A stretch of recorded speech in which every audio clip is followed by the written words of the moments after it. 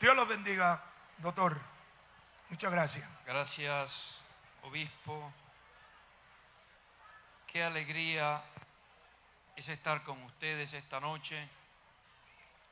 Sus palabras me desafían. Es un desafío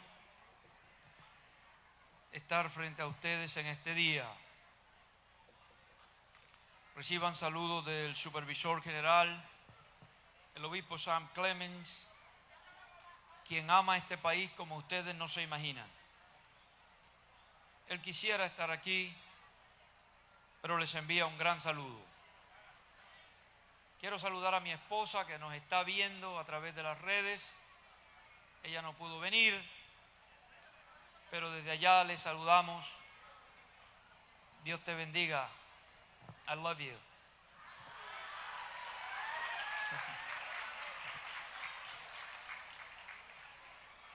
Tengo un gran desafío en esta noche,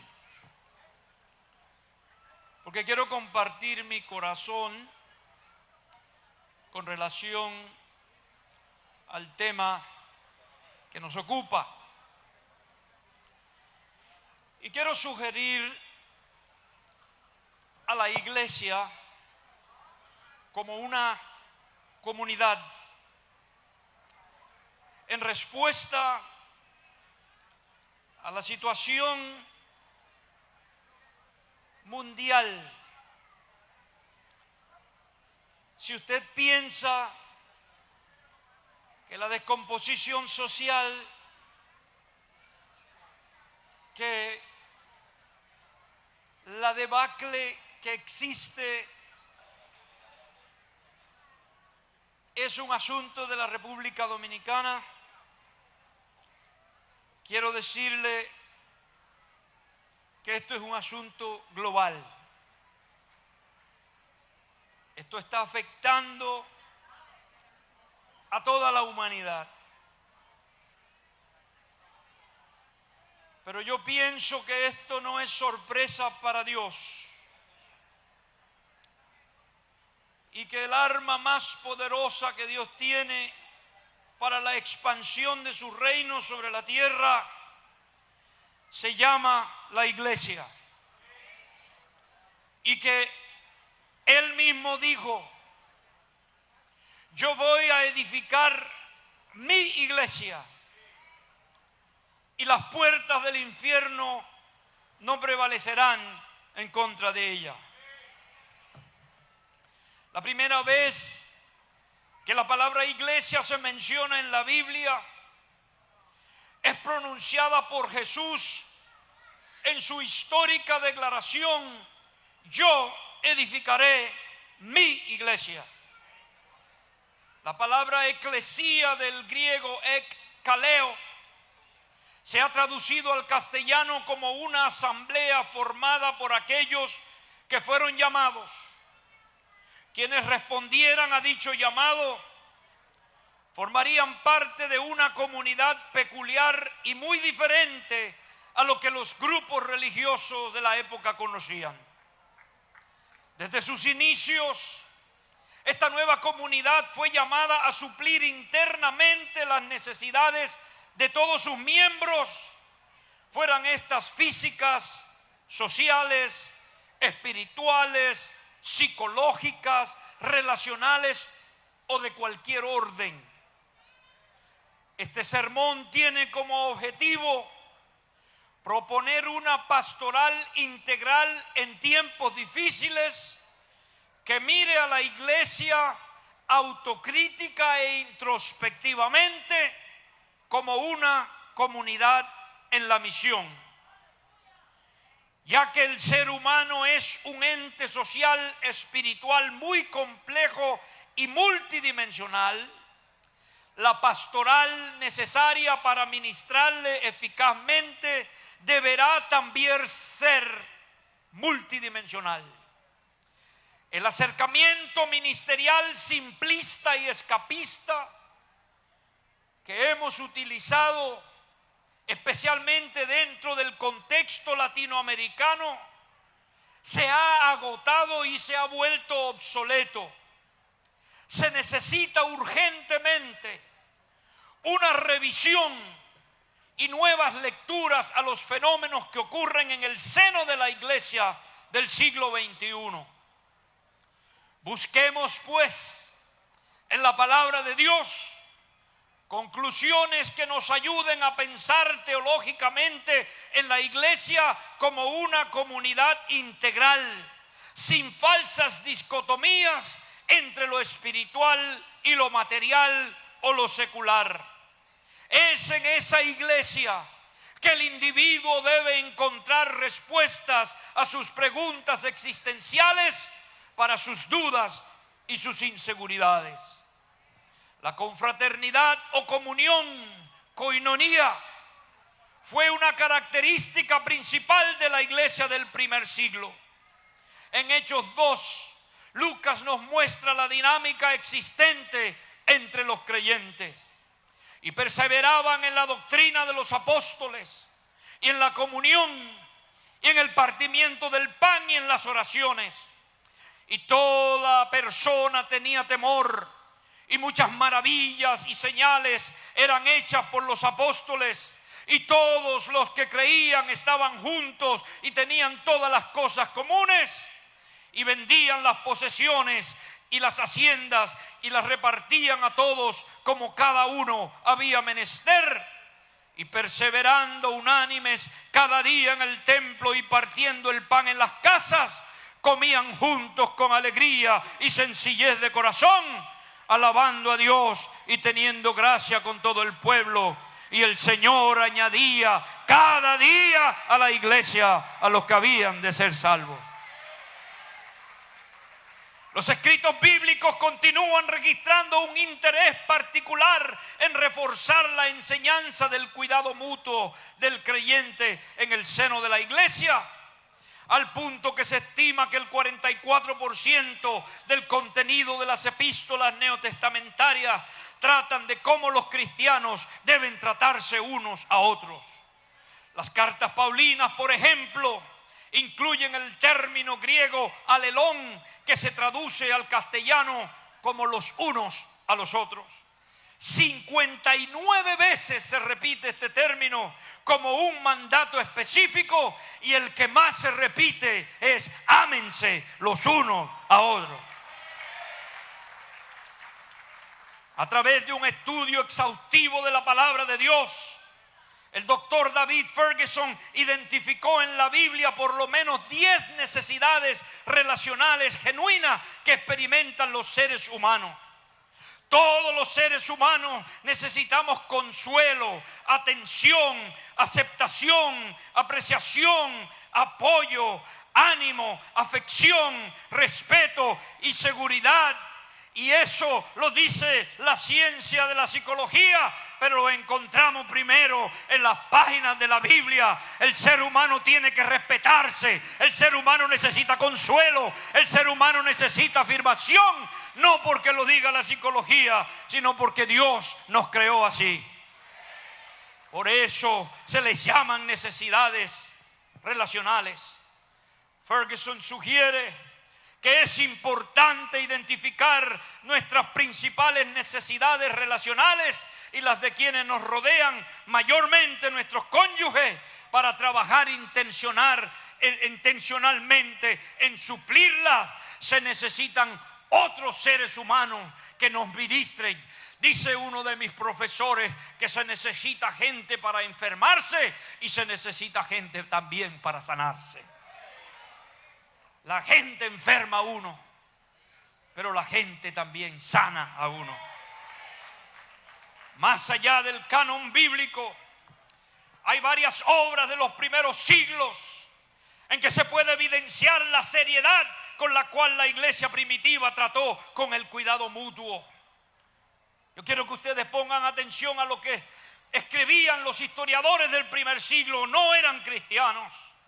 Tertuliano, en su obra Apologéticos del año 197, escribió: vean cómo estos cristianos se aman los unos a los otros. Otro autor anónimo del segundo siglo, en su epístola a Dionisio, escribió: ellos aman a todos los hombres. eran pobres pero enriquecieron a muchos. Lo que el alma es para el cuerpo son los cristianos para el mundo.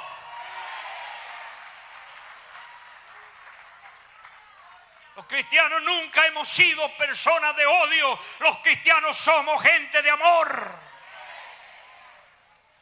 Sin ánimo ninguno de idealizar aquella naciente iglesia del primer siglo, es obvio que asimilaron la enseñanza de suplir las necesidades de los unos a los otros que recibieron de sus primeros líderes. Tal despliegue de amor llamó la atención de los historiadores de la época. Pero ¿cómo agregamos valor a un mundo que cada día le da las espaldas a Dios? Quiero sugerir primeramente que para nosotros poder agregar valor tenemos que tener claro que somos una comunidad en Cristo. Lo primero que debemos establecer es que la iglesia es una comunidad en Cristo. Y según nos recuerda Dietrich Bonhoeffer, no es un ideal a realizar, sino una realidad creada por Dios en Cristo, de la que Él nos permite participar hoy. En la medida en que aprendamos a reconocer que Jesucristo es verdaderamente el fundador, el motor y la promesa de nuestra comunidad, en esa misma medida aprenderemos a pensar en ella, a orar por ella y a esperar por ella con serenidad. Fue Jesucristo mismo quien llamó a los que Él quiso, los cuales se reunieron con Él. Designó a los 12, a quienes nombró apóstoles, para que lo acompañaran, para enviarlos a predicar y ejercer autoridad para expulsar demonios. Como comunidad estamos fundados por Cristo, en Cristo y para Cristo. La iglesia solo funciona bien cuando entiende, abraza y celebra esta verdad. Cualquier otro punto de convergencia fracasará. Será humanamente imposible reunirnos bajo otra bandera que no sea Cristo. Cuando esto se intenta, salen a relucir nuestras diferencias nacionales, nuestras diferencias políticas, diferencias lingüísticas, étnicas y gustos y preferencias, y el resultado siempre es el mismo, es un desastre total. Pero cuando nosotros nos reunimos bajo la bandera de Cristo, un solo, aleluya, un solo bautismo, una sola fe, un solo espíritu, Jesucristo, el alfa y la omega, el principio, el fin, el que tiene sed, Él es el agua, el que tiene hambre, Él es alimento. El que está oscuro, Él es la luz. El que está insípido, Él es la sal. Jesucristo es quien nos une a nosotros. La iglesia se trata de Cristo.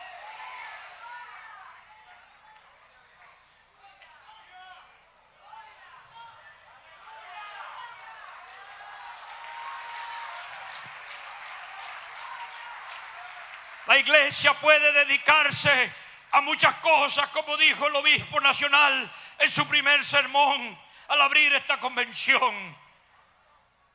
Estas mismas notas las tenía escritas antes que él lo diga, pero Dios quiere repetírselo a esta iglesia. La iglesia puede dedicarse a muchas actividades y a menudo lo hace.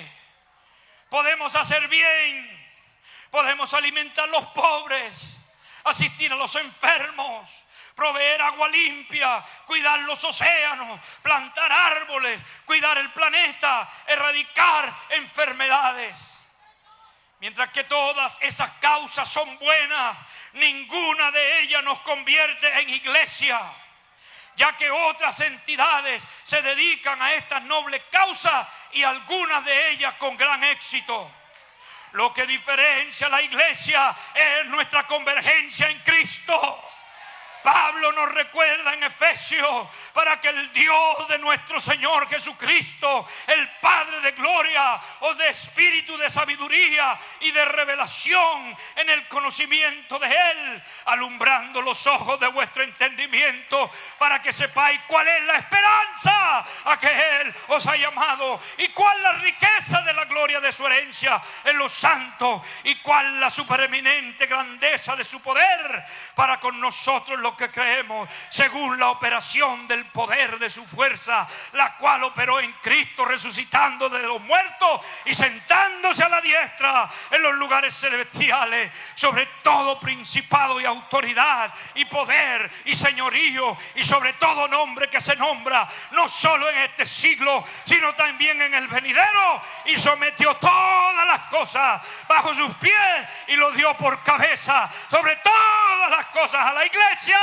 la cual es su cuerpo, la plenitud de aquel que lo llena todo en todo. Ese es Cristo. Estamos reunidos en Cristo. Somos una comunidad en Cristo. El punto y el puente que nos une es Cristo. En Él desaparecen nuestras diferencias.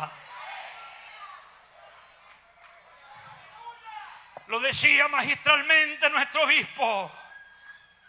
Esta iglesia no tiene un partido político. Aquí usted puede votar por quien sirva mejores los candidatos de donde usted vive. Nosotros no nos vamos a dividir por diferencias políticas. A nosotros nos une Cristo. Cuando nos reunimos como iglesia, somos la iglesia de Cristo. Y en Él desaparecen todas nuestras diferencias. En Cristo podemos compartir con las asambleas de Dios, podemos compartir con los metodistas, podemos compartir con los adventistas, podemos compartir con cualquier persona. Aleluya, porque quien nos une es Cristo.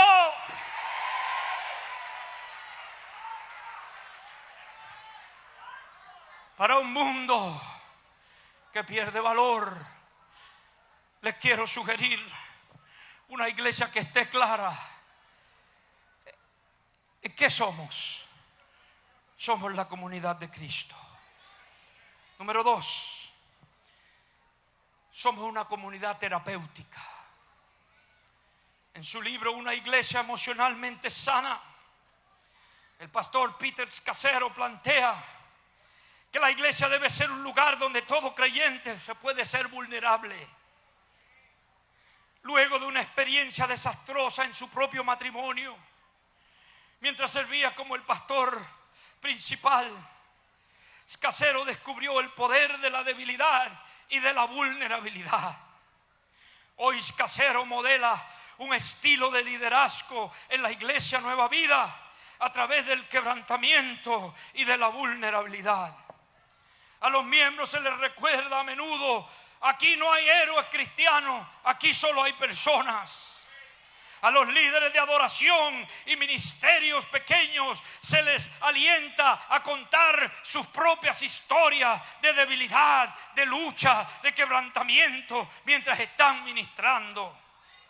Esa es quizás la cualidad indispensable para un buen culto en la iglesia Nueva Vida, que los líderes le digan a la gente: yo no tengo todo fríamente calculado como el Chapulín. Esto contrasta mucho con la realidad de algunos círculos donde hoy se practica lo que el doctor Eldin Villafañe ha llamado triunfalismo, haciendo un llamado al discipulado radical. Villafañe nos recuerda que más que a triunfalismo, el discipulado es una invitación al sacrificio y al servicio. Este llamado se hace al mismo momento en que abunda en el ámbito latinoamericano los eslogans triunfalistas que se declaran ser bendecidos, prosperados y en victoria, aún por aquellos que se apartan totalmente de las prácticas historia de la iglesia por 2000 años. Peor aún, algunos gobiernos usan hoy estos slogans en sus campañas como anzuelo para el pueblo cristiano, Y desafortunadamente algunos creyentes inmaduros caen víctimas de tales artimañas. Una pastoral integral deberá siempre crear espacio para la vulnerabilidad en el seno de la iglesia, donde los feligreses no sientan la presión de ser perfectos, sino que sean vulnerables con sus necesidades o luchas, cualquiera que fuere su naturaleza.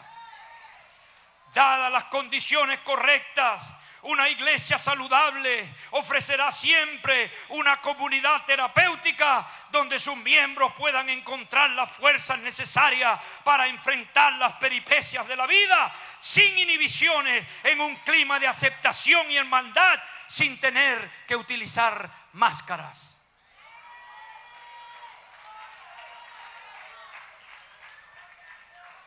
Las iglesias están llenas de gente con máscaras.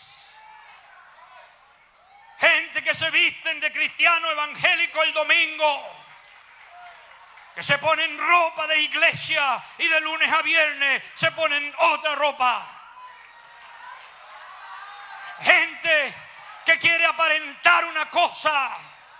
Y yo les quiero decir a ustedes, en una iglesia nadie debe sentirse que tiene que ponerse una máscara para venir. El himno antiguo nos dice: tal como soy, sin más decir, así como estoy, así lleno de heridas, así lleno de faltas.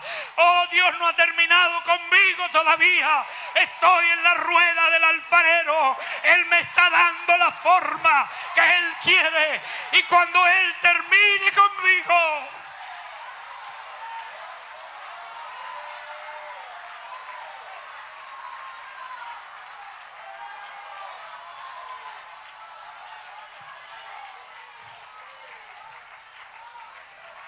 el triunfalismo está acabando con nuestros jóvenes. Nuestros jóvenes nunca van a recibir la santificación en la carne. La santificación se recibe en el Espíritu.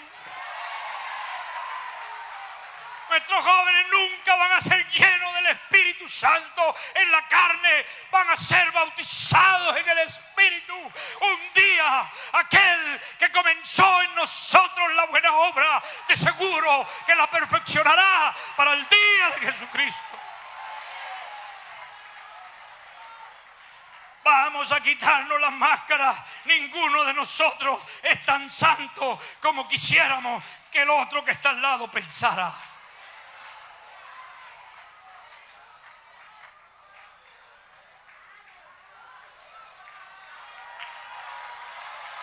La iglesia debe ser el lugar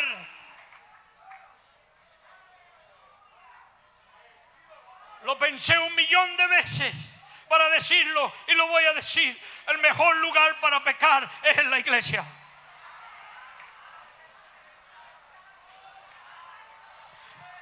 Afuera el diablo te come, en la iglesia tus hermanos te restauran. En la iglesia el que es más fuerte, se le ha dicho siempre, comience a sobrellevar al que es más débil. No matemos a nuestros soldados caídos, le agarrémoslo de la mano, lleguemos a la meta juntos. No hay ningún honor en dispararle el tiro de gracia al hermano que cayó. Ustedes que son fuertes, lleven al que es más débil.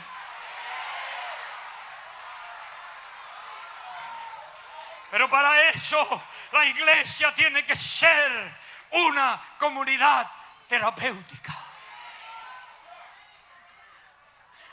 Los jóvenes que fallan, mejor lugar para usted ir es volver a la iglesia, no es irse. El pastor genuino, el pastor llamado por Dios, te está esperando donde mismo tú lo dejaste, para curar tus heridas, para sanarte, para darte nuevamente los sacramentos y vuelvas a estar en comunión en tu comunidad. No más máscaras de santidad falsa. que no es verdad.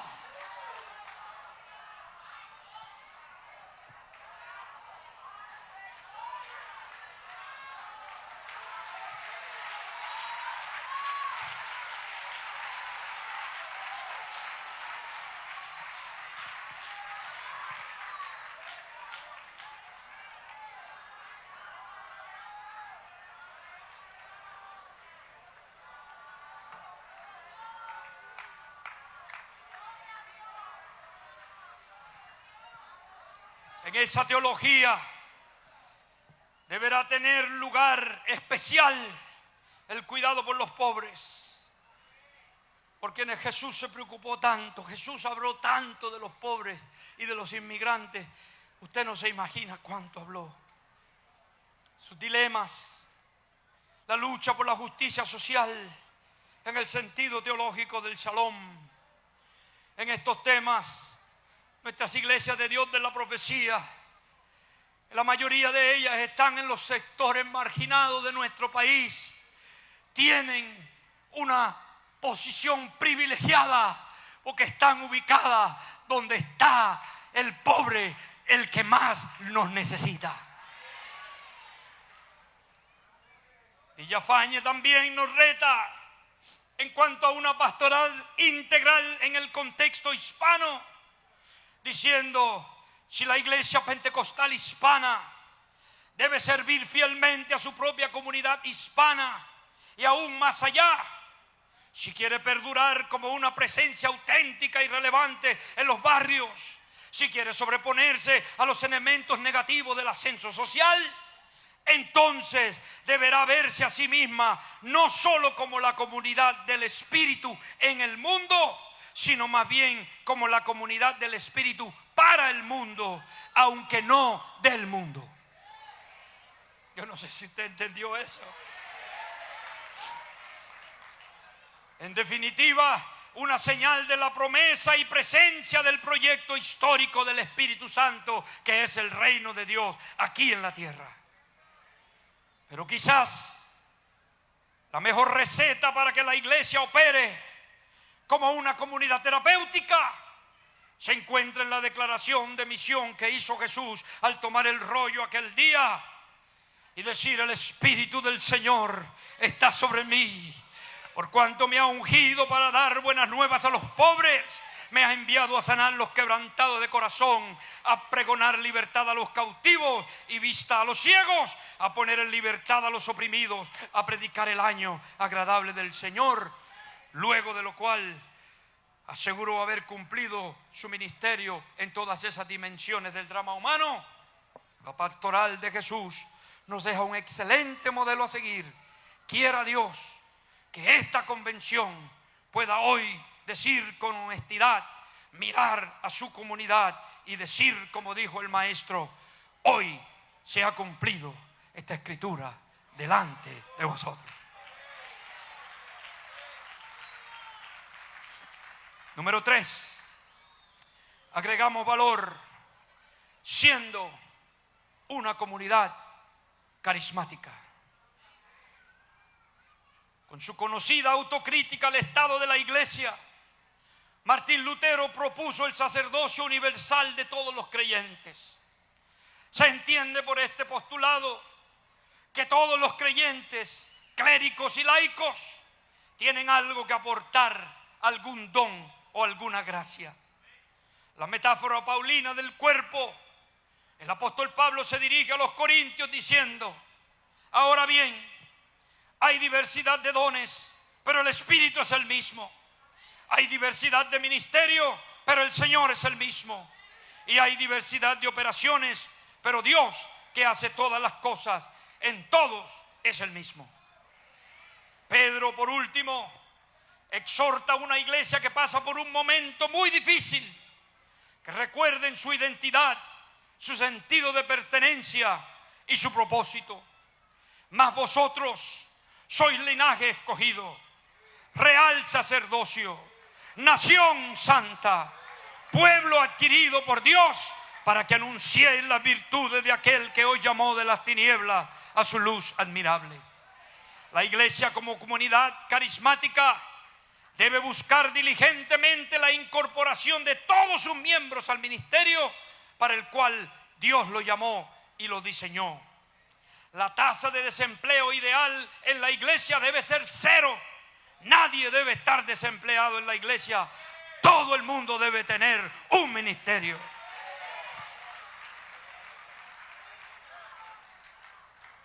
Los miembros del cuerpo que no se usan se atrofian.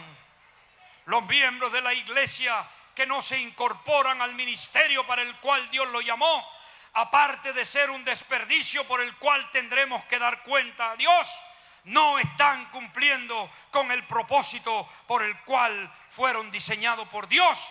No hay nada más hermoso como pastor que ver a cada miembro de la iglesia sirviendo en sus dones, sirviendo en sus talentos. Me gozaba con las jovencitas que danzaban. Yo no puedo danzar así. Ustedes no quisieran ver eso, pero ellas sí lo hacen con una gracia. Y si alguien no las hubiera incorporado a ese ministerio, ¿dónde estuvieran hoy?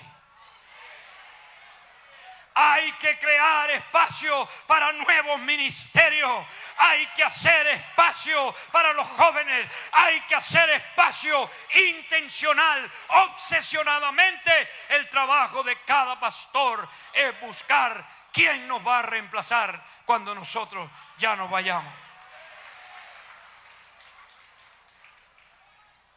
Número 4. Agregamos valor siendo una comunidad pastoral, con una visión pastoral para la comunidad. Y viendo las gentes, tuvo compasión de ellas porque estaban derramadas y esparcidas como ovejas que no tienen pastor. Entonces dice a sus discípulos: a la verdad la mies es mucha, a los obreros pocos. Para mí este pasaje deja al descubierto el corazón pastoral de Jesús.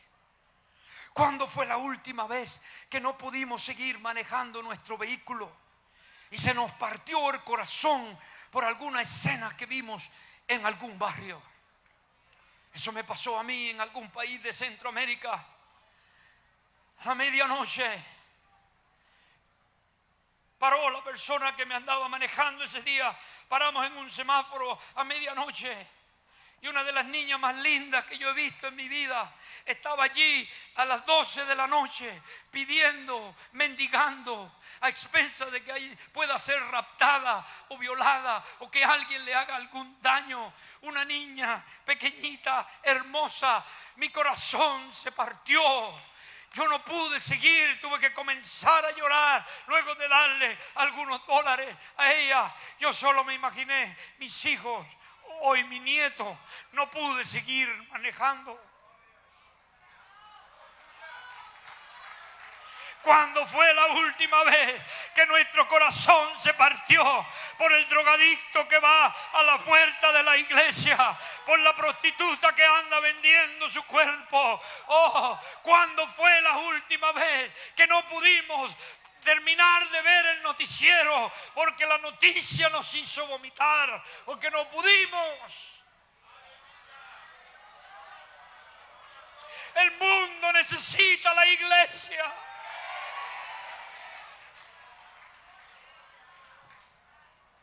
Eso fue lo que le pasó a Jesús este día cuando vio la multitud que corrían como caballos, corrían como animales, no tenían rumbo. Así está la sociedad del siglo XXI en todos los países. La iglesia necesita, aleluya, necesitamos salir de los templos, necesitamos dejar la religión fracasada, necesitamos meternos en la comunidad.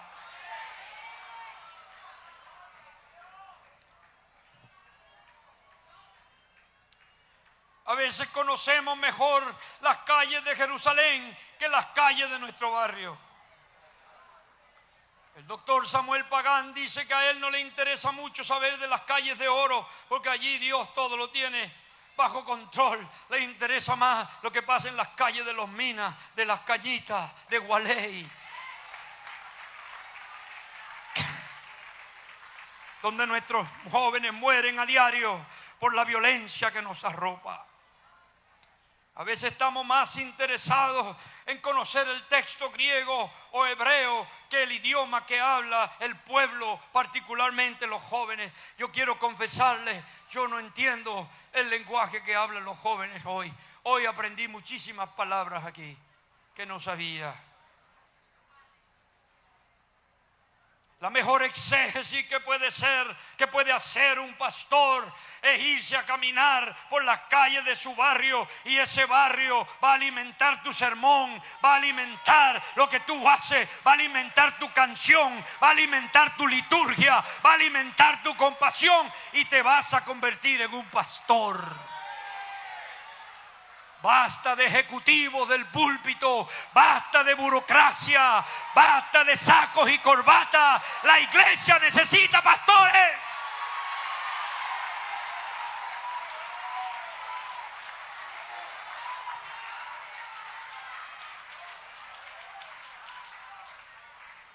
Necesitamos pastores que se rompan sus corazones.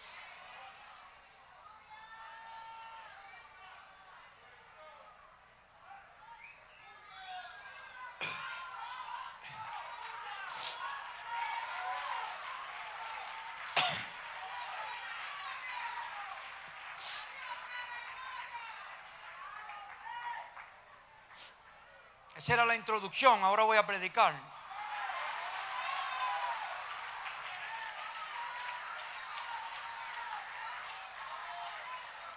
Para agregar valor,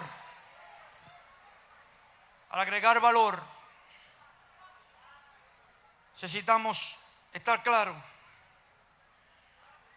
que la iglesia pentecostal tiene un llamado profético. Y somos la conciencia del Estado. Somos la conciencia de la nación. Porque no somos políticos. Porque no importa quién esté en la casa de gobierno.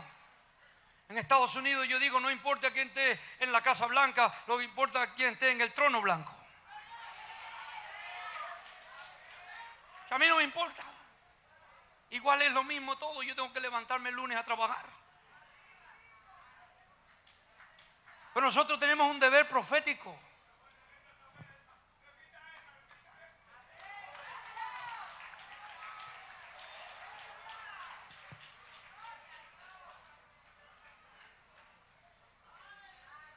El Evangelio, oiga bien, porque usted ha oído toda la vida que el Evangelio es buenas nuevas. El Evangelio no es buena noticia para mucha gente. El Evangelio es mala noticia. El Evangelio es muy mala noticia para el explotador. El Evangelio es mala noticia para el político corrupto. El Evangelio es mala noticia para el pastor turbio. El Evangelio es mala noticia para el que quiere hacer las cosas malas. Porque tarde o temprano te vas a encontrar un profeta que te va a decir: así ha dicho el Señor. Y si me cortan la cabeza, que me la corte. Porque los apóstoles aprendieron bien temprano en el ministerio: es mejor obedecer a Dios antes que a los hombres.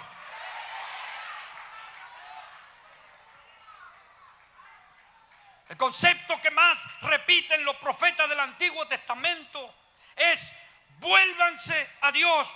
En otras palabras, arrepiéntanse. Hay un presidente de los Estados Unidos que llegó a un culto y alguien le envió una nota al predicador. Dice: señor presidente, solo queremos decirle, señor pastor, solo queremos decirle que el señor presidente está en la audiencia. Que tenían miedo, este pastor era como yo, era. Y el pastor está en medio del sermón y lee: me acaban de entregar una nota que dice que el señor presidente está acá. Señor presidente, le quiero decir que si usted no se arrepiente, se va a ir al infierno.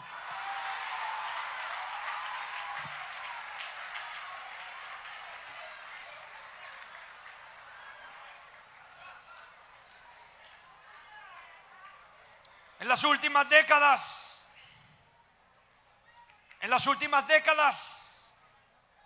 algunos dentro de la iglesia han encontrado un glamour extraño con lo profético, pero es porque no han estudiado el profetismo bíblico de antaño. Como iglesia no acabamos de entender el ministerio profético y por eso a veces se mira con temor, sospecha, peor aún con desdén. Lo menos que hicieron los profetas bíblicos fue hablar del futuro.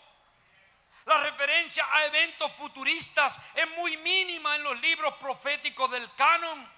Pero lo que más hicieron en la literatura profética fue llamar a la justicia. Hubo 3 que han leído a los profetas.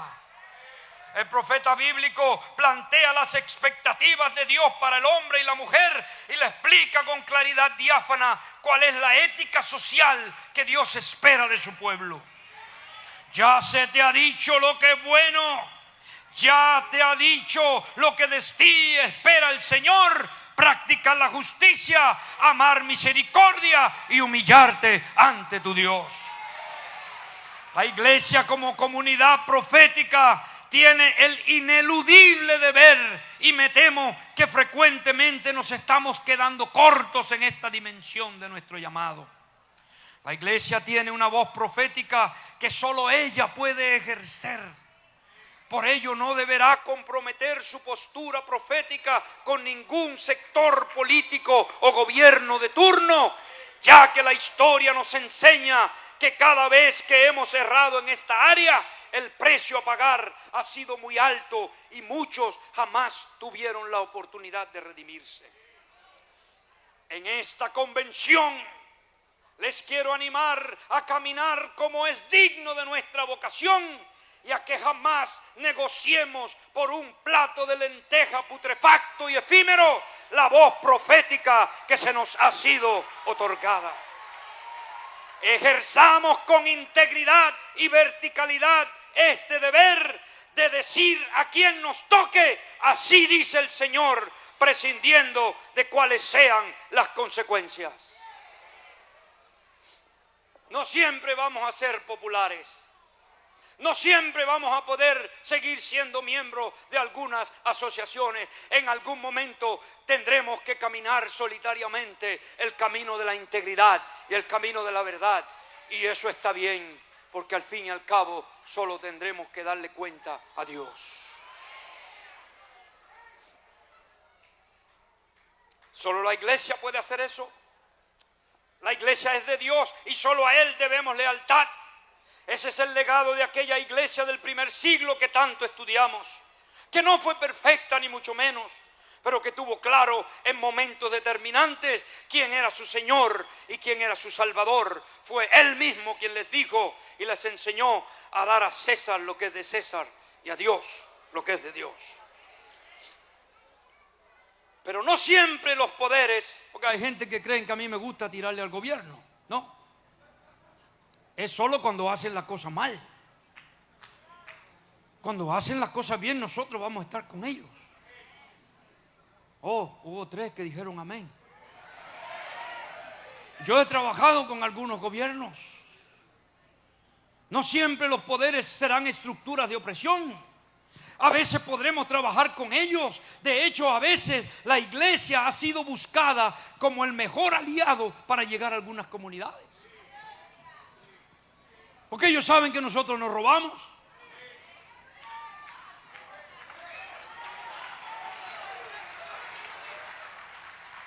¿O robamos? Hello.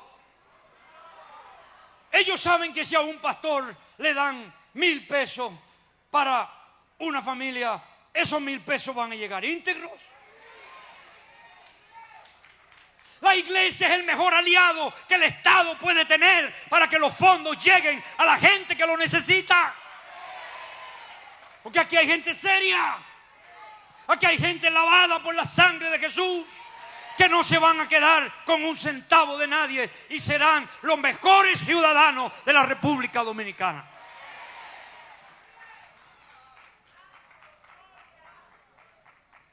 Pero eso hay que ganárselo. Eso hay que ganárselo.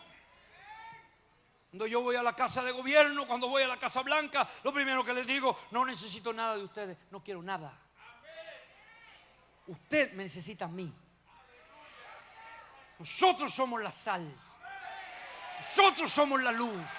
Nosotros somos una ciudad asentada sobre un monte que no se puede esconder ni se pone en la luz debajo de un almud para que alumbre a todos los que están en casa. La República Dominicana está esperando la manifestación de los hijos de Dios.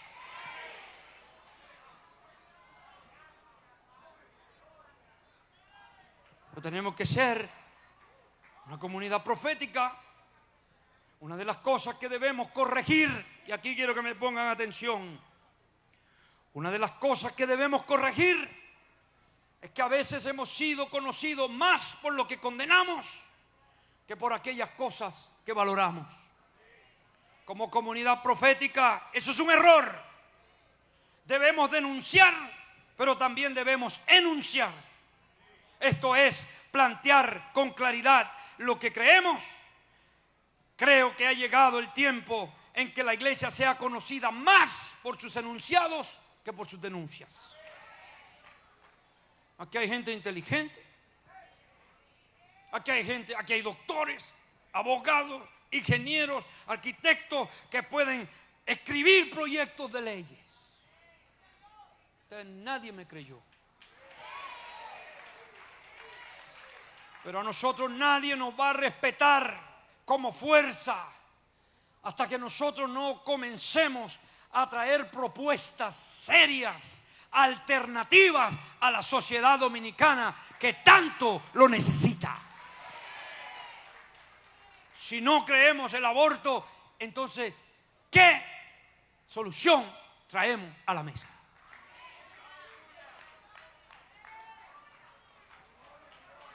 Yo no sé si usted me entendió.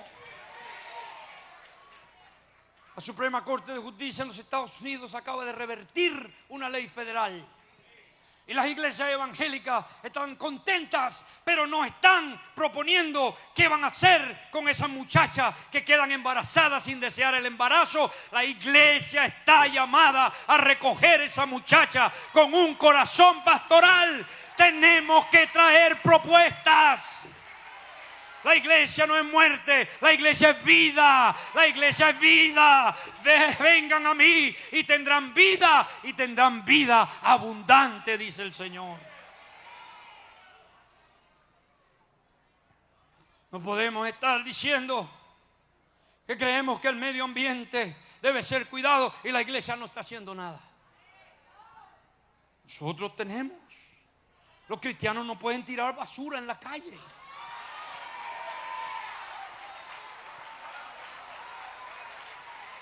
Cristianos tienen que salir en operativo a sembrar plantas en Santo Domingo, que Satanás los ha dejado deforestados. Es hora de dejar de maldecir las tinieblas y comenzar a encender antorchas.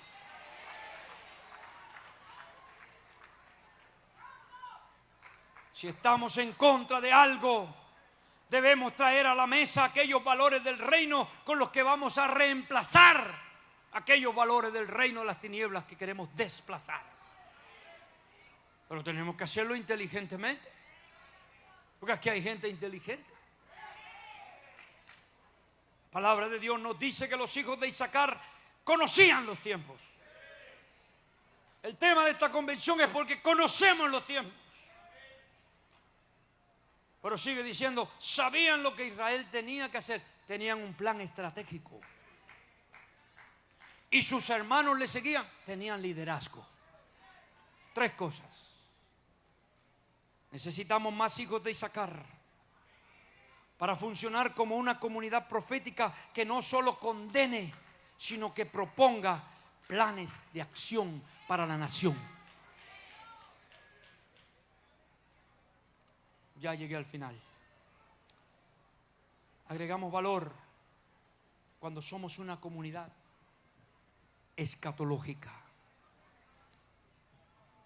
Bonhoeffer nos dice: el hecho de que en el tiempo comprendido entre la muerte de Jesucristo y el último día, los cristianos puedan vivir con otros cristianos en una comunidad visible ya sobre la tierra, no es sino una anticipación misericordiosa del reino que ha de venir. Es Dios en su gracia quien permite la existencia en el mundo de semejante comunidad reunida alrededor de la palabra y el sacramento. Como comunidad escatológica, somos el pueblo de la esperanza. Vivimos en esa tensión del ya, pero todavía no. Vivimos en la anticipación de la parucía. El reino ha sido inaugurado y esperamos con ansia su consumación. Nos gozamos en esa esperanza sufrida y accidentada muchas veces, pero lo hacemos con integridad profética, sabiendo que aunque tengamos episodios de la Babilonia, aunque en nuestro país impere la corrupción hoy, la injusticia y la impunidad, la iglesia se levanta señalando que nuestro destino es la nueva Jerusalén. Vivimos como muestra y anticipo de lo que será una comunidad regida por los estándares divinos de dignidad humana, sin atropello, rescatando siempre esa imagen de Dios, el imago Dei, en cada miembro de la comunidad. La iglesia es el proyecto histórico de Dios y por ello debe ser cuidadosa en cómo se conduce internamente. Nuestra justicia debe ser mayor a la de los escribas y los fariseos, y externamente debemos ser luz y sal para el mundo. Alguien dijo: lo bueno de esto es lo malo que se está poniendo. Cada vez que tengamos que lidiar con las disfunciones de un mundo afectado por el pecado, se nos presenta una nueva oportunidad de reaccionar escatológicamente, de moldear los principios divinos y de orar. Dígalo conmigo: Padre nuestro que estás en los cielos, santificado sea tu nombre. Venga tu reino, sea hecha tu voluntad, así en el cielo como en la República Dominicana. Aquí termino.